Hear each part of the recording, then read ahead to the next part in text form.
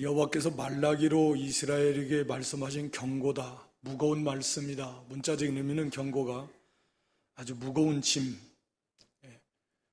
하나님의 경고의 말씀, 무거운 짐을 지는 것과 같은 그 말씀을 받는 자들에게 그런 말씀이다라고 하는 겁니다.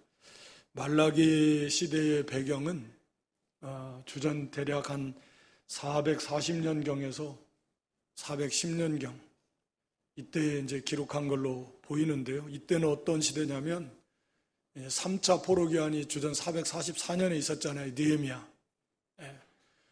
그래서 주전 457년에 에스라 선지자로 인해서 2차 포로기한이 있었고 3차 포로기한이 이제 444년에 있어서 느헤미야서에 보면 우리가 느헤미야가 돌아와서 정말 어려운 환경 속에서 성벽을 건축하잖아요. 성전은 스룹바벨 성전은 520년 시작해서 516년 약 4년 반 정도 4년 정도 걸쳐서 완공이 됐거든요.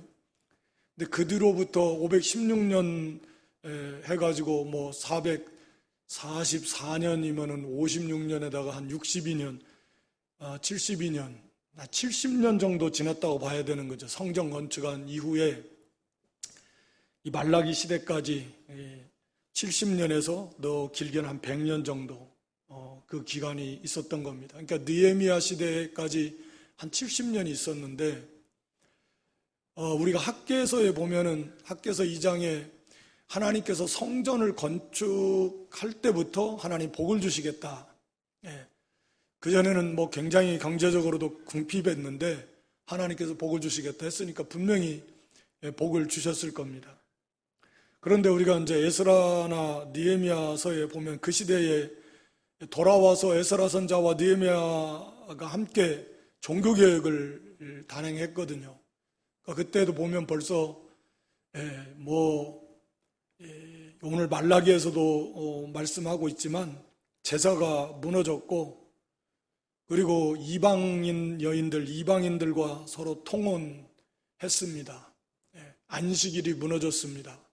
그리고 물론 예배가 무너졌고 그리고 뭐 헌금도 다 무너졌습니다. 그러니까 레인들이 이 먹고 살 게 없어요. 할 수가 없습니다. 그래서 느헤미야가 성전 건축하고 난 다음에 종교개혁, 신앙개혁운동 시작했고 큰 또 회개운동도 일어났고 그래서 좀 바로 잡았습니다. 바로 잡고 그 다음에 이제 느헤미야가 한 10년, 12년 통치하다가 본국에 즉 바사한 나라에 갔다가 잠깐 온 사이 그 사이에 다시 또 타락해가지고 느헤미야 13장에도 보면 금방 그 사이에 그 길지 않은 기간에 또 타락해서 이방인들과 다시 연합하고 또 이렇게 레인들은 11조 뭐 헌물 안 되니까 먹을 게 없으니까 다 자기 먹고 살려고 가버리고 제사가 무너지고 다시 다 그렇게 돼버렸거든요. 안식일 날 막 매매하고 안식일 다 무너지고 그래서 느헤미야가 다시 또 그걸 바로잡는 그러니까 그 시대입니다. 말라기가 기록된 시대가 그때 느헤미야의 그 종교개혁 느헤미야가 한 유다 총독을 한 12년 정도 다스리고 그 무렵, 그 이후의 무렵 바로 얼마 안 뒤에서 그때 경우로 보시면 됩니다.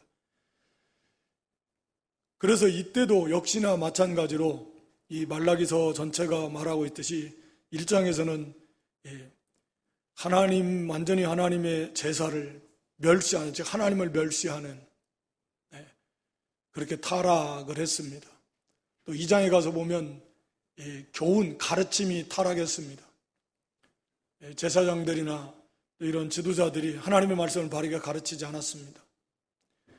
그러니까 전체적인 삶이 다 부패해서 아내들을 내어버리고 당시 아내를 내어버리는 것은 그건 뭐 엄청난 그 아내들이 여자들이 약자인데 갖다 내버리고 이방 여인들을 데려다가 다시 결혼해서 살고 그리고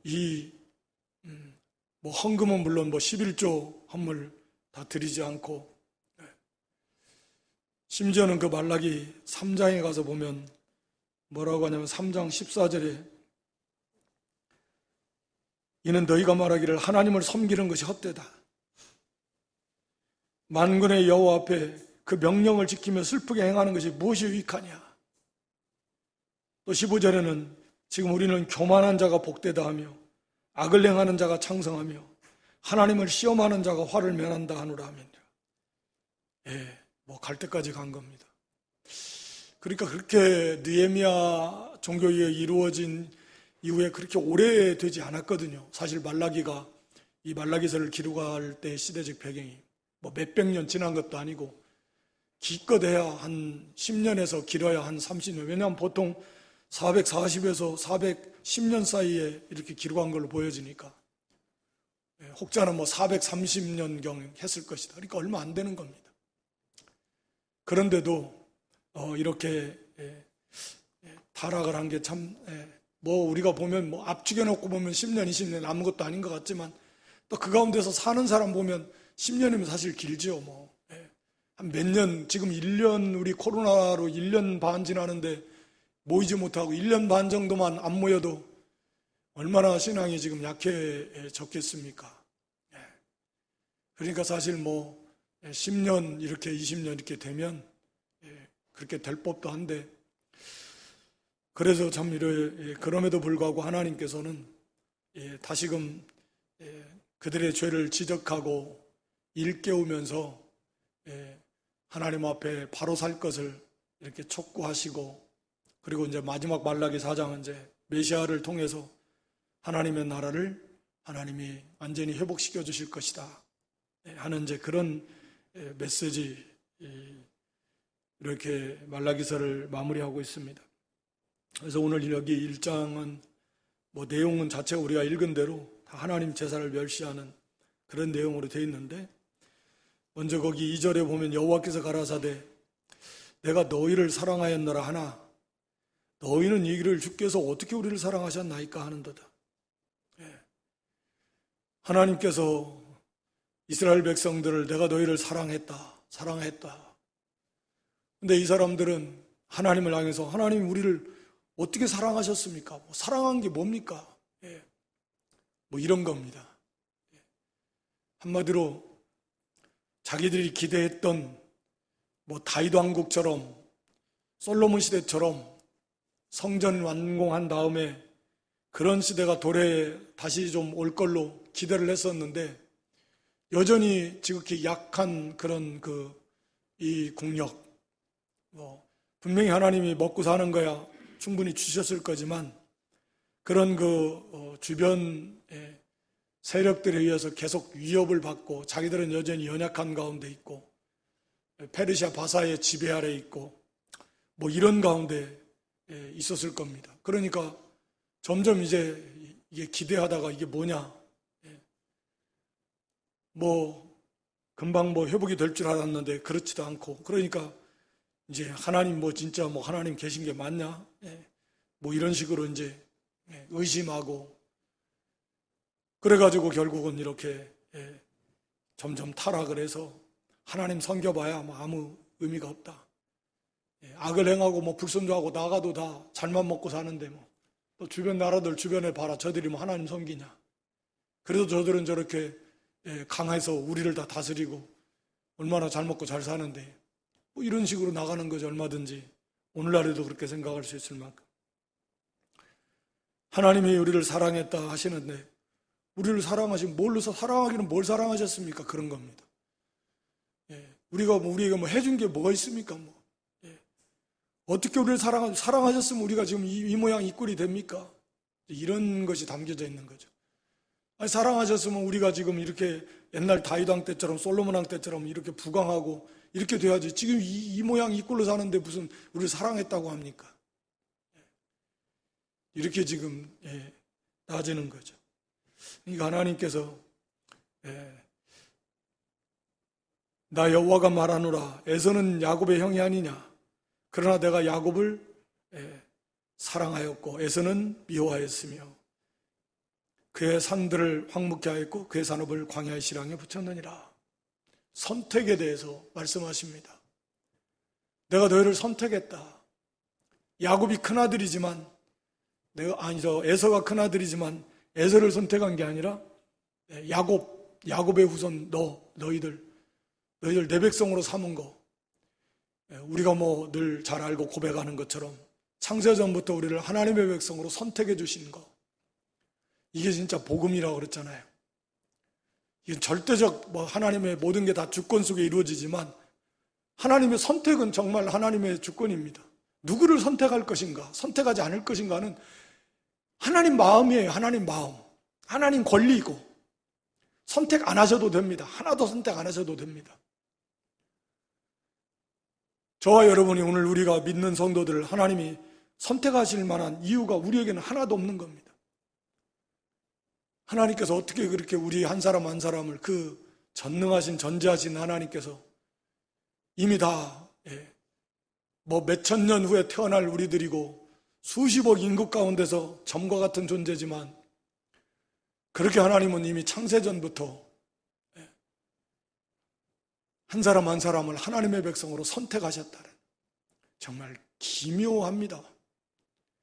그 영원한 하나님의 구원의 계획 속에서 우리 한 사람 한 사람 하나님이 선택하셨고, 그런 우리를 한 사람 한 사람을 구원하시기 위한 그 구원의 계획이 이미 창세전부터 세밀하게 완벽하게, 우리가 시편 139편에 보면 나에 대한 그 하나님의 보배로운 계획이 우리가 다 지음받기 전에도 낱낱이 다 하나님이 세워졌고, 그 보배로운 계획이 셀 수가 없어서 바다 모래같이 많다 그랬습니다.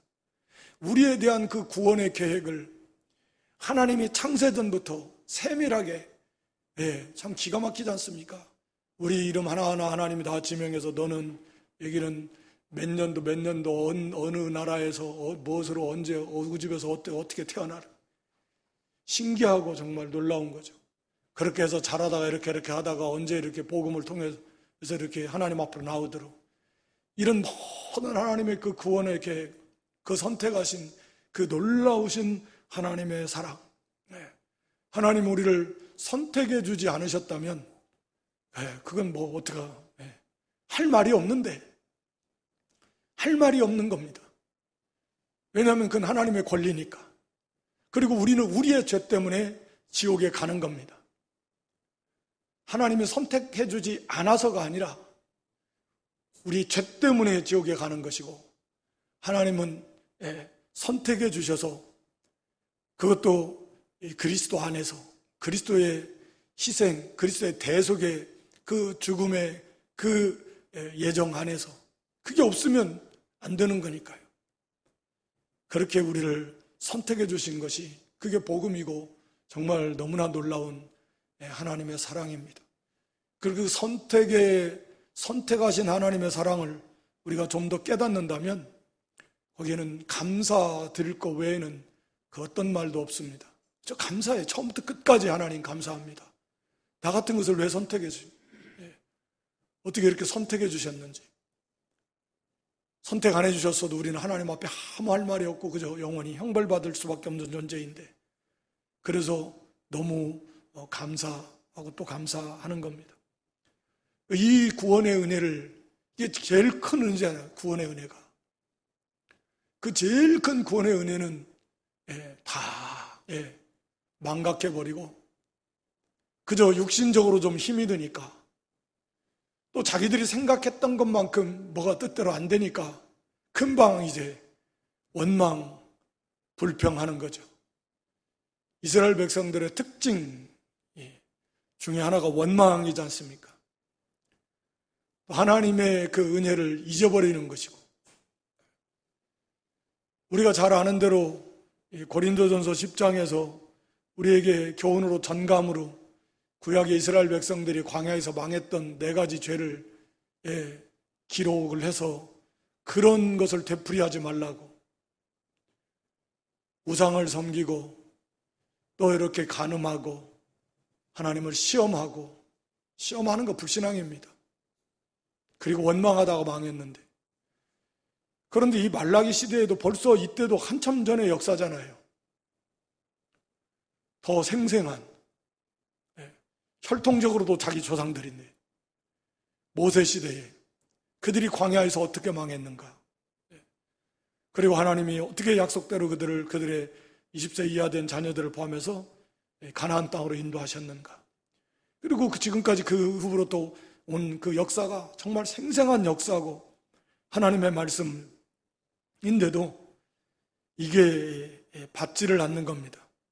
영의 양식으로 받지를 않는 겁니다. 하나님의 말씀을 나의 영의 양식으로 받아서 그걸 우리의 삶에 적용을 하는 거예요. 그게 생명의 양식이죠. 그저 우리가 무슨 역사 공부를 하는 것도 아니고, 뭐 도덕 시간 무슨 이 도덕적인 교훈을 받는 것도 아니고, 하나님의 말씀이 살아 역사하는 말씀이 되어서 우리에게 적용되는 말씀이에요. 우리에게 적용하라고 주시는 말씀이잖아요. 거기에 담겨져 있는 교훈을. 그게 생명이잖아요. 근데 이스라엘 백성들은 참 이게 그 하나님의 사랑을 망각하고 그 역사적 교훈, 실패 이걸 다 생각하지 않고 닥쳐진 그런 현실 앞에서 이렇게 불신앙에 빠지기 시작합니다. 그러니까 당연히 악순환입니다. 의식화되고 형식화되고 그저 이제 앞에서 하나님 섬겨봐야 뭐냐 이게. 그러니까 결국은 이렇게까지 이제 타락하게 되는 것입니다. 그래서 하나님이 우리를 사랑한 증거가 뭐가 있냐? 우리도 장담할 수 없는 겁니다, 사실은. 이런 그 환란을 만나고 그 환란 속에 들어가 보면 어떻게 어떤 상태가 될지 사실은 장담할 수가 없어요. 지금은 말도 안 되는 소리라고 할지 몰라도 뭐든지 항상 당해봐야 합니다. 그런 환란을 당해봐야 거기서 정말 이런 신앙이 정도가 어떤 거인가 이게 나오게 되어 있습니다. 우리가 항상 십자가, 예수 그리스도의 십자가, 우리를 선택해 주신 그 사랑, 십자가를 바라보면서 나를 위해서 독생자를 주시고 나를 위해서 십자가에서 피 흘려 몸찢겨 죽어주신 그 주님의 사랑의 모습, 아버지의 사랑의 모습을 십자가를 통해서 우리가 늘 보고 들어야 되는 거죠.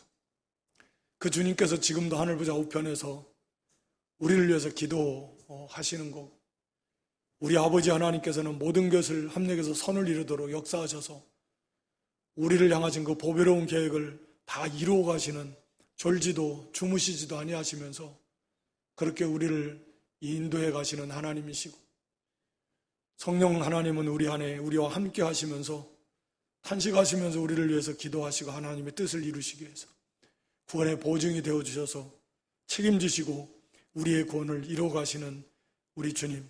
그래서 항상 우리가 깨어서 기도하며 하나님의 말씀을 묵상하고 하나님의 그 사랑을 묵상해야 이런 그 시험에 빠지지 않게 됩니다.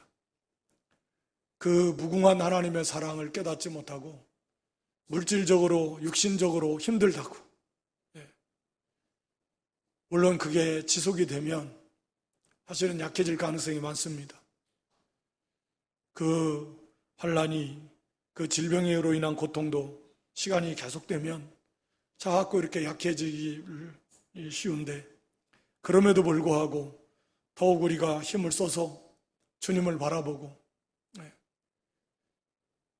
그래서 깨어서 기도하고 나아가야 그래 이런 시험에 빠지지 않게 됩니다. 그 사랑에 감사하고, 우리를 사랑한 게 어디 있냐니, 어떻게 우리를 사랑하셨습니까? 라고 어떻게 이런 말을 할 수가 있겠습니까? 이게 놀랍게도 포로에서 귀환한 사람들, 그리고 그 후손들입니다. 포로에서 귀환했다라는 것은 그 믿음 있는 사람들입니다. 그 바벨론 거기에서 수십 년 자리 잡고 살다가 이 열악한 그런 유다 땅 예루살렘, 거기에 온다는 것 자체도 대단한 결단이고 그 미래도 너무나 불투명하지만 오직 하나님 나라, 하나님의 뜻에 따라서 성전을 건축하고 또 건축한 다음에 무너진 성을 건축하고 하나님 나라를 세워보겠다라고 하는 그런 믿음을 가지고 돌아온 사람들이고 또 그런 사람들의 후손입니다. 무슨 믿음 없는 세상 사람들의 모습이 아니에요. 그런 사람들조차도 이렇게 환경 속에서 이렇게 신앙이 타락하게 되었다라고 하는 것입니다. 그래서 참 이런 걸 보면서 우리가 참 두렵고 떨리는 마음을 가져야 되겠다. 장담할 수 없는 거다. 그래서 삼가 조심하고 늘 깨어서 기도하면서 나가야 됩니다. 그래서 오히려 우리는 풍성한 말씀을 받았는데 이게 말씀이 생각나야 되는데 말씀이 생각이 안 나고 그래서 이제 한번 원망하기 시작하면 원망에 자기가 삼켜져 버리는 것이고 한번 의심하기 시작하면 이제 걷잡을 수 없게 되는 것이고 그렇게 되는 것입니다.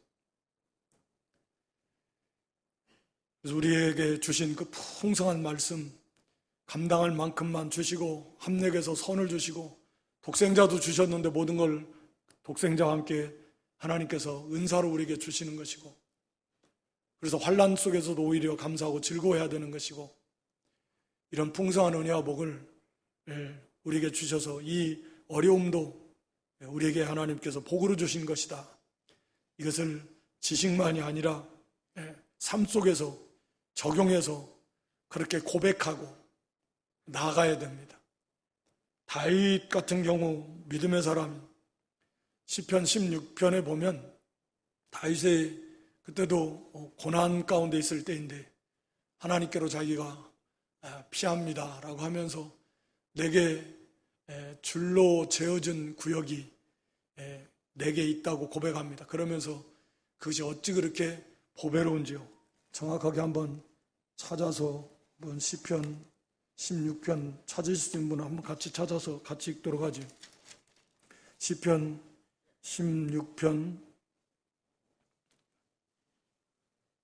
6절 찾으셨으면 우리 같이 한번 읽겠습니다. 시편 16편 6절입니다.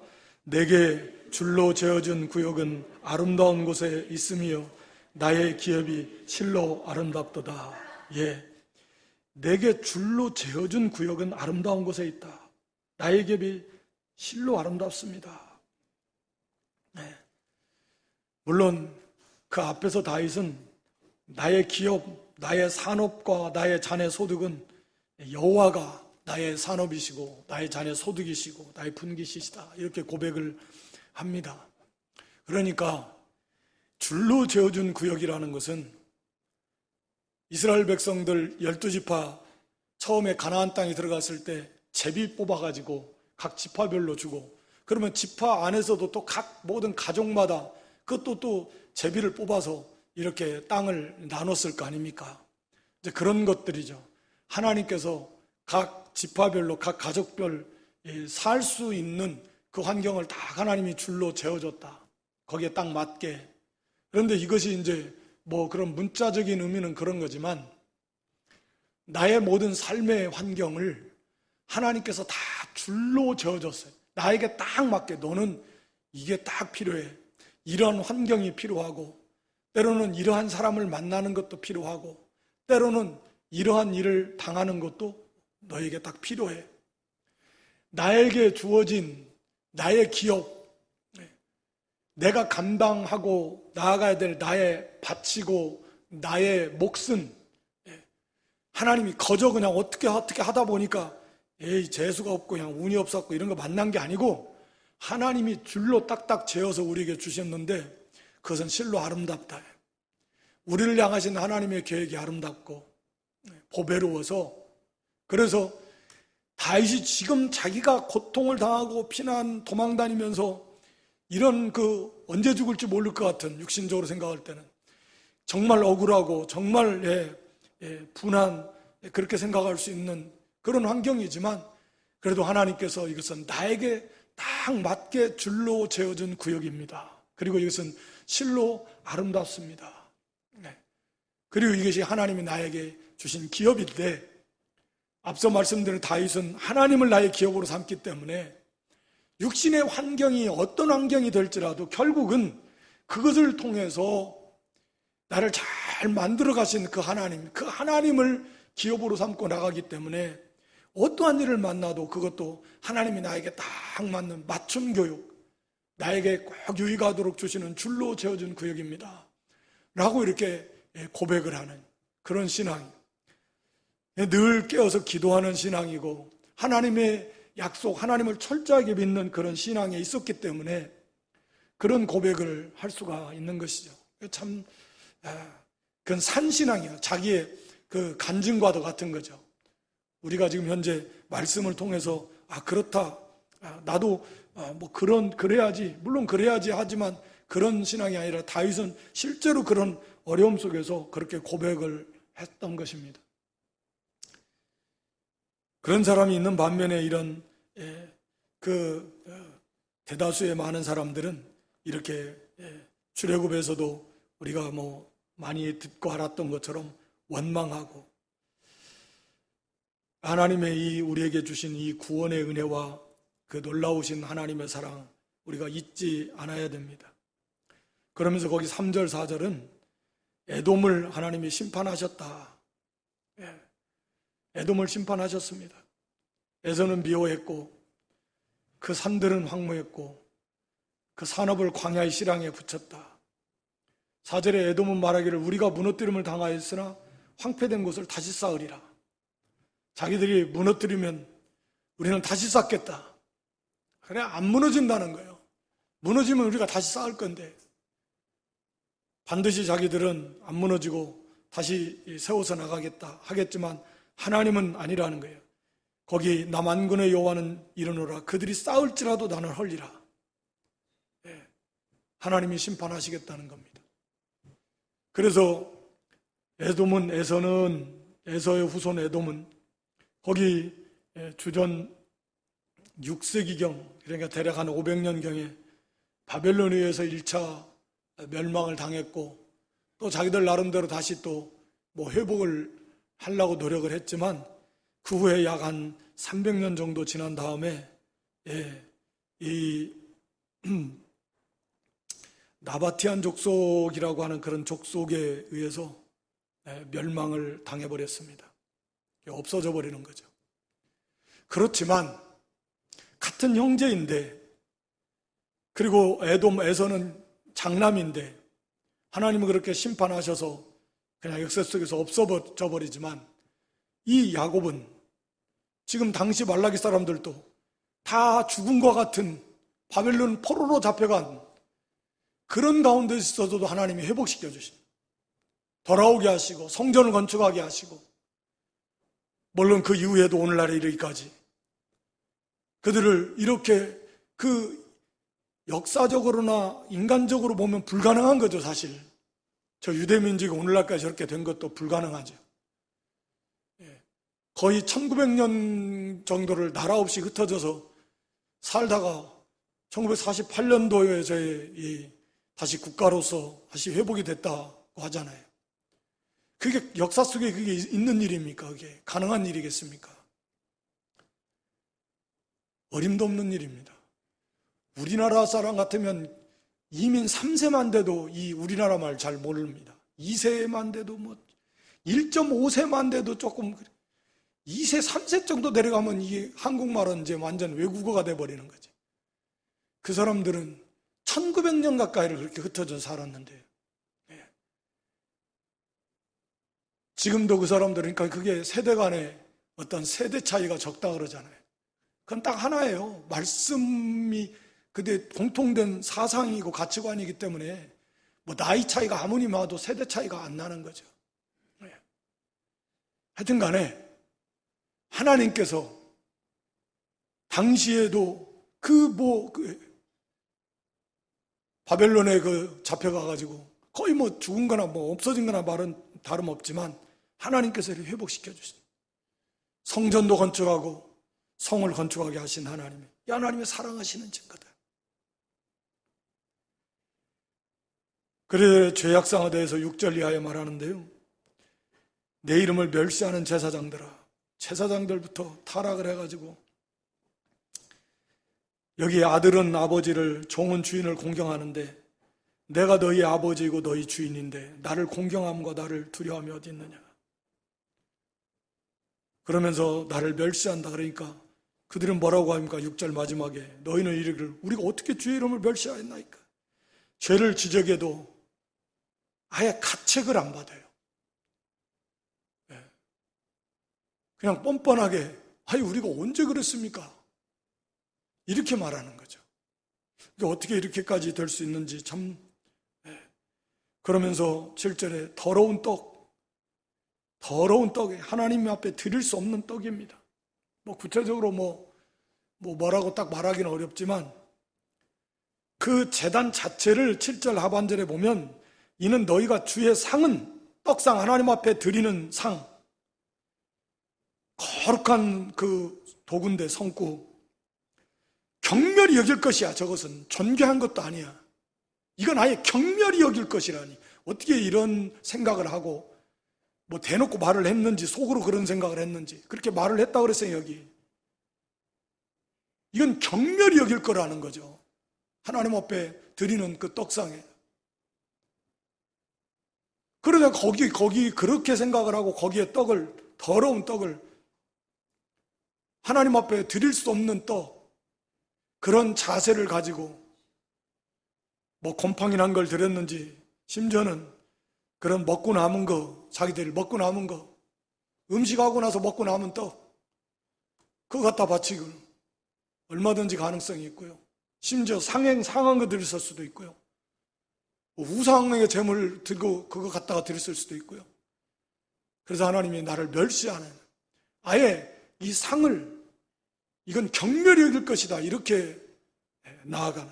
그리고 그 짐승 희생 제물도 눈먼 거, 병든 거, 저는 거, 이거 드릴 수 없는 거잖아요.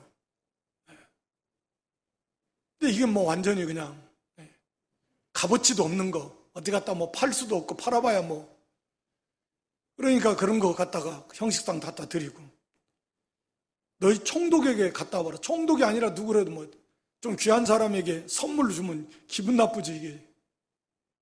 받겠어요? 하물며 하나님 앞에 이런 것들을 드리는, 예배를 너무 멸시하는 그런 그 죄악에 빠졌습니다.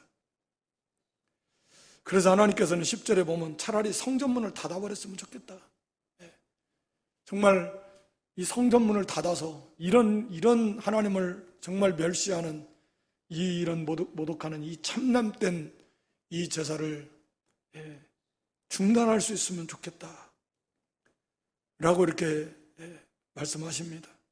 그러면서 11절에 가서는 만군의 여호와가 일어나 해 뜨는 곳에서부터 해 지는 곳까지 이방 민족 중에서 오히려 하나님을 바로 섬기는, 그러니까 이 유대인들이 그렇게 하나님을 멸시하고 하나님의 제사를 멸시하니까 이 복음이 이방인으로 흘러가는 겁니다.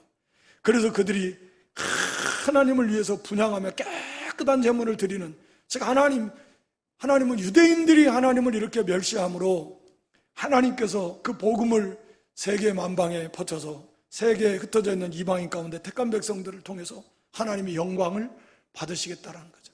유대인들은 그렇게 생각했을 수도 있어요. 이 말씀을 비춰볼 때 우리가 아니면 하나님이 누구에게 섬김을 받겠느냐, 그래도 우리나 되니까 이렇게라도 하면 감사라고 생각을 해야지. 하나님은 아니라는 거예요. 그들을 하나님이 징계하시고 오히려 하나님을 진실로 섬길 수 있는 하나님의 백성들, 열방 가운데 흩어져 있는 죄 백성들에게 이 복음을 전하게 하시고 그들을 통해서 하나님은 영광을 받으시겠다. 그러니까 이런 교만, 그래도 내가 아니면 누가, 어림도 없는 소리입니다. 그래서 하나님의 제사를 멸시하고 그러면서도 책망을 들으면서도 뻔뻔하게 내가 언제 그랬습니까? 이렇게 말하는 12절에도 마찬가지입니다. 하나님의 상은 더러웠고 그 위에 드리는 예물은 경멸이 여길 것이 아닌 경멸이 여길 것, 이렇게 하나님을 멸시하고 더럽히고 13절에 가서는 범패스럽게 여겼다 그랬습니다. 범패스럽게 여겼다는 건 번거롭고 귀찮고 힘들고 괴롭다는 거예요. 하나님 섬기는 게 아주 그냥 번거롭고 귀찮고 힘들고 괴롭다라는 거죠. 기쁨이요 감사함이요 즐거움이 아니라 이런 요소들은 얼마든지 있을 수 있지 않겠습니까? 그렇게 주일이 빨리 지나가고 그냥 빨리빨리 돌아와. 이거 뭐 이렇게 무슨 봉사 한번 하면 좀 쉬려면 언제서 막 시간이 돌아오죠. 금방 봉사도 한번 들어오고 막 금방 뭐 자기 차례 돌아오고 뭐 주일은 왜 이렇게 빨리 돌아오는지 뭐 힘들어 죽겠는데 뭐 이 정도 유대인들 당시 말라기시에 그 정도까지는 물론 그 중심으로부터 하나님을 멸시하는 거하고 차이는 물론 있겠지만 그런 위험적인 요소들은 얼마든지 있을 수 있다는 거죠. 하나님 기뻐 받으시겠습니까? 그렇게 귀찮게 하고 힘들어하고 하나님 하나님 마음이 얼마나 아프시겠습니까?